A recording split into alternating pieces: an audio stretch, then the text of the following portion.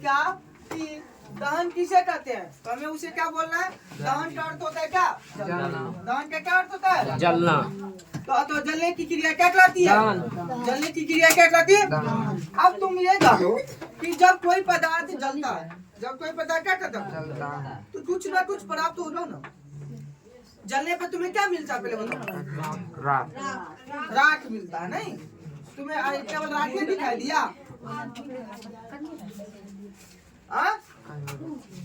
अरे दहन क्रिया के फलस्वरूप में दो चीज प्राप्त होती है क्या, उष्मा एवं क्या प्राप्त होता है। अगर किसी चीज को जलाते हैं तो हमें क्या मिलती है, उष्मा एवं प्रकाश। क्या मिलती है, उष्मा एवं प्रकाश। तो हम बोल सकते हैं दहन क्रिया के फलस्वरूप हमें क्या, उष्मा एवं प्रकाश की क्या होती है, प्राप्ति होती है। क्या बोले, दहन का अर्थ होता है क्या, जलना। दहन का क्या अर्थ होता है, जलना। और तो जलने की क्रिया क्या कहलाती है, दहन। और जब कोई पदार्थ जलता है यानी किसी पदार्थ में दहन की क्रिया होती है तो उसके फलस्वरूप हमें क्या मिलती है, उष्मा एवं प्रकाश। क्या मिलती है, उष्मा और प्रकाश। तो ऐसे भी बोला जाता है कि दहन वो रासायनिक अभिक्रिया है जिसमें कोई पदार्थ जलकर क्या करता है, उष्मा एवं प्रकाश देता है। उष्मा एवं क्या करता है, प्रकाश देता है, उसे हम क्या बोलते हैं, दहन। अब तुम लोग जानता है कि दहन के जलने के लिए दहन किसकी उपस्थिति में चलता है, ऑक्सीजन के O2 को किसकी उपस्थिति में, ठीक है, किसकी उपस्थिति में। अगर दहन के लिए ऑक्सीजन गैस क्या है, बहुत ही महत्वपूर्ण है। कोई पदार्थ जलेगा जब तक उसको ऑक्सीजन गैस नहीं मिलेगा, जैसे ही ऑक्सीजन गैस उसको नहीं मिलेगा दहन की क्रिया क्या हो जाएगी, खत्म हो जाएगी, यानी वस्तु जलना क्या करेंगे, बंद कर देंगे, ठीक है ना। तो यानी कोई पदार्थ किसको उपस्थिति में जलता है, O2 के उपस्थिति में, इसलिए O2 को दहन का पोषक कहा जाता है। क्या कहा जाता है, दहन का पोषक। दहन का पोषक किसे कहा जाता है, ऑक्सीजन गैस को। किसको कहा जाता है, तो कहा जाता है क्योंकि दहन की क्रिया किसको उपस्थिति में होती है, O2 की उपस्थिति में। और दहन क्रिया के फलस्वरूप क्या प्राप्त होता है, उष्मा एवं प्रकाश प्राप्त होता है, प्रकाश। उष्मा एवं क्या प्राप्त होता है, प्रकाश। अब बताओ दहन का अगर तुमसे कोई बात पूछेगा, कोई भी परिभाषा पूछेगा तो बता सकते हैं ना, क्या बोलेंगे, दहन का अर्थ होता है जलना। दहन का अर्थ होता है क्या, जलना। तो जलने की क्रिया क्या कहती है, जलने की क्रिया क्या कहती है, दहन क्रिया के फलस्वरूप क्या प्राप्ति है, उष्मा एवं प्रकाश। उष्मा एवं प्रकाश, उष्मा एवं प्रकाश। और जलने की क्रिया के लिए क्या आवश्यक है, ऑक्सीजन, यानी दहन का पोषक कौन, ऑक्सीजन, क्या O2। अब हमें क्या है, क्या समझना पड़ेगा, दहन का शर्त, दहन का आवश्यक शर्त, यानी दहन क्रिया होने के लिए क्या क्या होना जरूरी है, क्या क्या रहेगा कि दहन की क्रिया हो पाएगा और क्या नहीं रहेगा कि दहन की क्रिया नहीं हो पाएगा, ठीक है ना। तो दहन की क्रिया के लिए है ना, दहन क्रिया के लिए आवश्यक 3 शर्त होते हैं। दहन क्रिया के लिए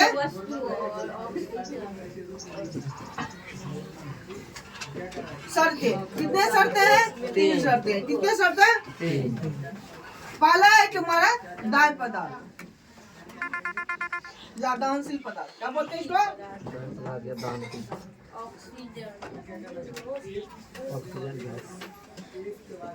दूसरा क्या है, यानी O2 की उपस्थिति, यानी ऑक्सीजन की क्या उपस्थिति। और तीसरा क्या है, ज्वलन ताप की प्राप्ति। अब बताओ इस तीनों में से कोई एक अब्सेंट रहेगा, इस तीनों में से कोई एक अब्सेंट रहेगा, एक अनुपस्थित रहेगा कि दहन की क्रिया संभव नहीं है, दहन की क्रिया नहीं होगी। यानी दहन क्रिया होने के लिए तीनों को होना क्या है, जरूरी है। अब सवाल उठता है कि सर दाह्य पदार्थ किसे कहते हैं, जो पदार्थ जलता है उसको क्या बोलेंगे, दाह्य पदार्थ। जो पदार्थ जलता है उसको क्या बोलते हैं, पदार्थ। और जो पदार्थ नहीं जलता उसको बोलते हैं अदाह्य पदार्थ। जैसे ये लकड़ी क्या हुआ, दाह्य पदार्थ।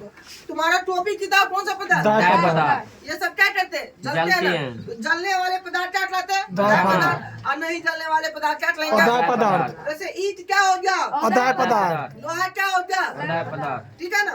तो यानी जलने वाले पदार्थ दाह्य पदार्थ और नहीं जलने वाले पदार्थ क्या कहलाते हैं, अदाह्य पदार्थ, ठीक है ना।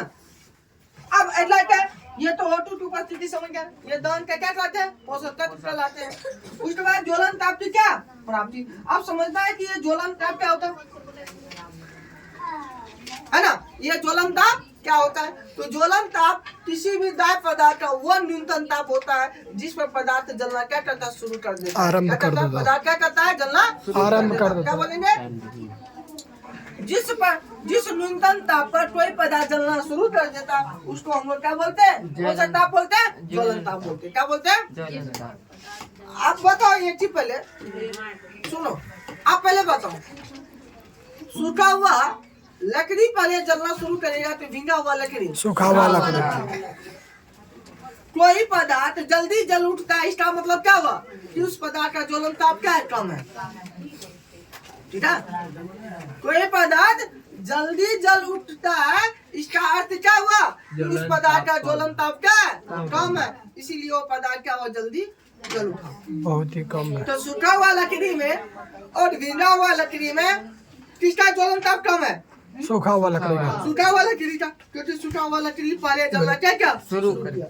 अब बताओ, सूखा हुआ लकड़ी में और कागज में पहले कौन जलेगा? कागज जलेगा। क्यों जलेगा? क्योंकि कागज का ज्वलन ताप क्या है? बहुत ही कम है। सूखा हुआ लकड़ी से क्या है? कम है। इसीलिए कागज पहले जला और लकड़ी बाद में। लकड़ी बाद में जला। अब समझ गया ना। कोई पदार्थ पहले जलता है, कोई पदार्थ बाद में क्यों जलता है? तो रीजन समझ गया ना। तो जिस पदार्थ का ज्वलन ताप कम होता है वो पहले जलना शुरू करेगा, और जिस पदार्थ का ज्वलन ताप ज्यादा होगा वो अपने ज्वलन ताप पर पहुंचने पर जलना क्या करेगा? आरंभ करेगा। क्योंकि ज्वलन ताप क्या बताए थे? ज्वलन ताप दाह्य पदार्थ का वो ताप है जिस पर पदार्थ जलना क्या करता है? शुरू कर देता है। समझ में आया? क्या पहले ध्यान सुनो। दहन का अर्थ क्या होता है? जलना। तो जलने की क्रिया क्या कहलाती है? दहन क्रिया के फलस्वरूप क्या प्राप्त होता है? प्रकाश। दहन क्रिया के फलस्वरूप क्या प्राप्त होता है? ऊष्मा एवं प्रकाश। अब चलो उसके बाद बताए थे दहन के लिए कितने शर्त? कौन कौन? दाह्य पदार्थ, O2 की उपस्थिति और ज्वलन की प्राप्ति। O2 की उपस्थिति, इसको क्या बोला जाता है? दहन का पोषक। क्या कहा जाता है? दहन का पोषक। और दाह्य पदार्थ हम बताए थे, जलने वाले पदार्थ क्या कहलाते हैं? दाह्य पदार्थ। और नहीं जलने वाले पदार्थ दाह्य पदार्थ। और ज्वलन ताप यानी जिस ताप पर वस्तु क्या करता है? जलना शुरू कर देता है। क्या बोलते हैं? अब तुम जानता है कि दहन की क्रिया के फलस्वरूप दहन तो सबसे पहले दहन देखो एक ऊष्माक्षेपी अभिक्रिया। कौन सी अभिक्रिया है? ऊष्माक्षेपी अभिक्रिया पता है चल दे। हाँ पता ऊष्माक्षेपी अभिक्रिया किसको बोलते हैं? सर्जन होता है। इसमें ऊष्मा का क्या होता है? उत्सर्जन होता है। उसको हम लोग क्या बोलते हैं? ऊष्माक्षेपी अभिक्रिया। तो बताओ दहन में क्या? दहन में ऊष्माक्षेपी क्या ऊष्मा का उत्सर्जन नहीं हो रहा है? Yes sir. हो रहा है ना। दहन क्रिया के फलस्वरूप क्या प्राप्त हो रही है? ऊष्मा प्राप्त हो रही है ना। इसका मतलब दहन कैसे अभिक्रिया? कैसे अभिक्रिया? अब यहाँ ध्यान दो। अब हमें अगला बात क्या बोल सकते हैं कि दहन एक उपचयन अभिक्रिया है, यानी ऑक्सीकरण अभिक्रिया है। कौन सी अभिक्रिया है? ये कौन सी अभिक्रिया है? ऑक्सीकरण अभिक्रिया। ऑक्सीकरण अभिक्रिया बताए ना क्या होता है? किसी पदार्थ के साथ ऑक्सीजन का जुड़ना या हाइड्रोजन का निकलना क्या कहलाता है? ऑक्सीकरण अभिक्रिया कहलाता है। तो तुम जानता है कि दहन क्रिया किसका उपस्थिति में होता है? ऑक्सीजन की उपस्थिति में। तो जब कार्बन को ऑक्सीजन की उपस्थिति में जलाए तो क्या बना? Carbon dioxide. यहाँ कार्बन में ऑक्सीजन का क्या हो रहा है? संयोजन हो रहा है ना। कार्बन और ऑक्सीजन का क्या हो रहा है? संयोजन हो रहा है। इसका मतलब यहाँ पर कौन सी अभिक्रिया हो रही है? ऑक्सीकरण अभिक्रिया। यानी दहन ऑक्सीकरण अभिक्रिया भी है और ऊष्माक्षेपी अभिक्रिया है। तो यानी जितने भी दहन क्रिया है ना, दहन क्रिया जितने भी होती है वो सारे ऑक्सीकरण अभिक्रिया होते हैं, लेकिन ये जरूरी नहीं है। ध्यान से सुना, ये जरूरी नहीं है कि सभी ऑक्सीकरण अभिक्रिया क्या हो तुम्हारा यानी दहन क्रिया हो सकती है।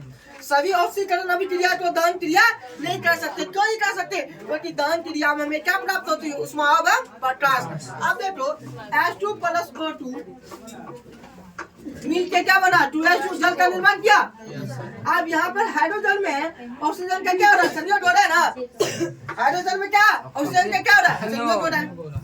तो यहाँ पर कौन सा अभिक्रिया है? ऑक्सीकरण अभिक्रिया। रेडोक्स अभिक्रिया जिसको कहते हैं। यहाँ पर हाइड्रोजन ऑक्सीजन में जुड़ा है, ऑक्सीजन हाइड्रोजन में जुड़ा है ना, दोनों अभिक्रिया हो रही है ना, दोनों चीज हो रही है ना। तो इसका यहाँ पे ये कौन सी अभिक्रिया है? रेडॉक्स में भी इसको हम क्या बोल सकते हैं, यानी ये यहाँ पे क्या हो रही है? ऑक्सीकरण हो रही है ना, क्या हो रही है? हाइड्रोजन से क्या जुड़ा है? ऑक्सीजन जुड़ा है। तो इसका मतलब यहाँ पे क्या हो रही है? ऑक्सीकरण। लेकिन क्या उसमें एवं प्रकाश प्राप्त हुआ? उसमें एवं प्रकाश प्राप्त हुआ? उसमें एवं प्रकाश प्राप्त नहीं हुआ। तो इसका मतलब ये जो अभिक्रिया है, ये अभिक्रिया तुम्हारा क्या है? दहन नहीं है। लेकिन ये तुम्हारा क्या है? दहन। और दहन के साथ साथ क्या है? ऑक्सीकरण अभिक्रिया। कहने का मतलब सभी है ना, ऑक्सीकरण अभिक्रिया दहन क्रिया नहीं हो सकते, दहन अभिक्रिया नहीं हो सकते। लेकिन दहन में जितने भी अभिक्रिया होंगे वो सारे तुम्हारा क्या होंगे? ऑक्सीकरण अभिक्रिया। अब बताओ, हम जानते हैं कि दहन कहाँ रे, हम लोग अभी बताए कि कैसे समझेंगे यहाँ दहन की क्रिया हो रही है। तो हम बताए जिसके फलस्वरूप उसमें प्रकाश की प्राप्ति होती है, इसको वहाँ पे समझेंगे क्या? दहन क्रिया हो रही है। और जो पदार्थ क्या करता है? जलता है। जल के में क्या देती है? उसमें प्रकाश देती है, वहाँ पे क्या होती है? दहन क्रिया होती है। अब तुम एक क्वेश्चन उठा सकता था, सर बल में भी तो उसमें क्या देती है? प्रकाश देती है।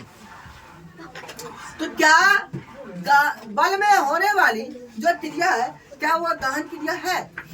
क्या बल्ब में जो उसमें प्रकाश प्राप्त होती है, तो क्या हुआ? दहन क्रिया है? क्यों नहीं है? दहन बल्ब से रोशनी प्राप्त करना क्या? कौन? बिना ऑक्सीजन की उपस्थिति में क्या करता है? जलता है। उसके बाद और बोलो, क्या बोल सकते हैं? बल्ब में कौन सी गैस भरा रहता है? आर्गन, यानी निष्क्रिय गैस, ठीक है ना। जनरली कौन सा भरा जाता है? आर्गन, ठीक है ना। कल भी ये चीज हम बताए थे। पहले बताओ कि तुम लोग क्या कि तुमने क्या बोली थी सर? वहाँ पे क्या होती है? वो ऑक्सीजन के उपस्थिति में, क्योंकि विद्युत ऊर्जा किसी ऊर्जा में बदल गया, प्रकाश ऊर्जा में क्या हुआ? बदल दिया। एक ऊर्जा से दूसरी ऊर्जा में क्या रूपांतरित हुई। और दूसरा कारण क्या बता सकते हैं? दूसरा कारण ये बता सकते हैं कि सर बल्ब में जो फिलामेंट होता है, क्या होता है? विद्युत बल्ब में, कौन सा बल्ब है? विद्युत बल्ब में क्या होता है? जो फिलामेंट होता है, वो फिलामेंट जलने पर है ना, उसमें रासायनिक परिवर्तन नहीं होता। कागज को जलाते हैं तो जलते हमें क्या मिलता है? प्रकाश एवं ऊष्मा मिलता है, जल जाता है ना। लेकिन क्या फिलामेंट जलता है? फिलामेंट जलता है? फिलामेंट तो फिर नहीं सर, बंद हो जाता तो फिलामेंट तो रहता ही है। और फिलामेंट किसका बना होता है? टंगस्टन का। फिलामेंट किसका बना होता है? टंगस्टन का बना होता है ना। तो अब तुम जानता है कि टंगस्टन क्या है? दाय पदार्थ, जो अदाय पदार्थ, अदाय पदार्थ है ना। कौन सा पदार्थ हुआ? सर्व पदार्थ जलता है नहीं। अब टंगस्टन को निकाल के उसको जलाओ तो ऑक्सीजन की उपस्थिति में जलेगा? वो तो विद्युत ऊर्जा क्या हुआ के द्वारा वो क्या हुआ? रासायनिक ऊर्जा क्या हो जाती है? परिवर्तित हो जाती है। ऊष्मा ऊर्जा क्या हो जाएगी?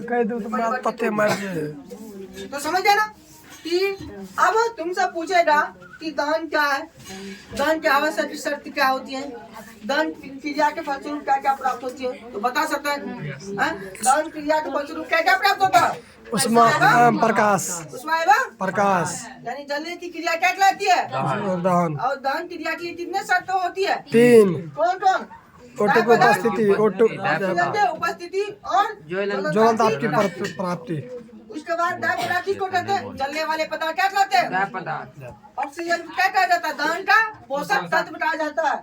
और ज्वलन ताप, जिस ताप पर कोई वस्तु जलना क्या करता है? उसको हम क्या बोलते हैं? ज्वलन ताप कहते हैं, ठीक है ना। ये इतनी सारी चीज हम लोग क्या किए। और दहन कौन सी क्रिया है? ऊष्माक्षेपी और ऑक्सीकरण दोनों में क्रिया है। ऊष्माक्षेपी क्यों? क्योंकि जानता है दहन क्रिया के फलस्वरूप क्या होता है? ऊष्मा का उत्सर्जन होता है। और दहन क्रिया में पदार्थ ऑक्सीजन की उपस्थिति में जलता है, इसीलिए क्या हुआ? ऑक्सीकरण अभिक्रिया हुआ। समझ में आया नहीं आता?